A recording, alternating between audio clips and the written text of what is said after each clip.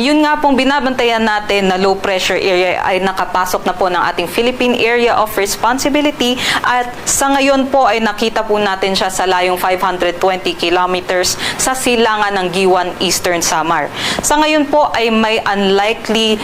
chance po ito na mag-develop bilang isang bagyo sa susunod po na 24 oras, pero kahit hindi man po ito maging bagyo ay asahan po natin na magdadala po ito ng maulap at maulang panahon, lalong-lalo na sa eastern sections ng Visayas at Mindanao, pati na rin po sa may eastern section ng Southern Luzon. At yung trough nga po niya or yung extension ng mga kaulapan ay ngayon ay nagdadala na po ng mga pag-ulan dito sa eastern Visayas, pati na rin po sa may Caraga region at sa Davao region. Kaya para sa ating mga kababayan dyan ay mag-ingat po tayo at mag-antabay po sa updates galing dito sa Pag-asa. Sa ating pagtaya itong low pressure area nga, kahit hindi maging bagyo, ay asahan natin na kumilos po ito pa northwestward at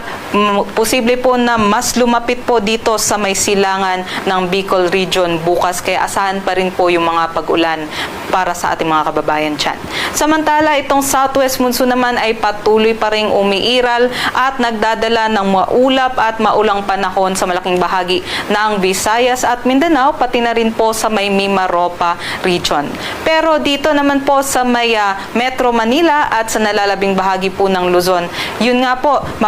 mapapansin po natin na wala po masyadong kalat-kalat na kaulapan, pero may mga tuldok-tuldok po tayo ng mga kaulapan dyan. Yun po yung ating mga convective clouds o yung mga kaulapan po na posibleng maging thunderstorms, kagaya po nung nangyari kaninang hapon dito sa Metro Manila na biglang buhos po yung mga ulan natin dahil po dito sa thunderstorms. Kaya mag-ingat pa rin po tayo, asahan pa rin po natin na posible po yung mga thunderstorms sa Metro Manila at nalalabing bahagi ng Luzon.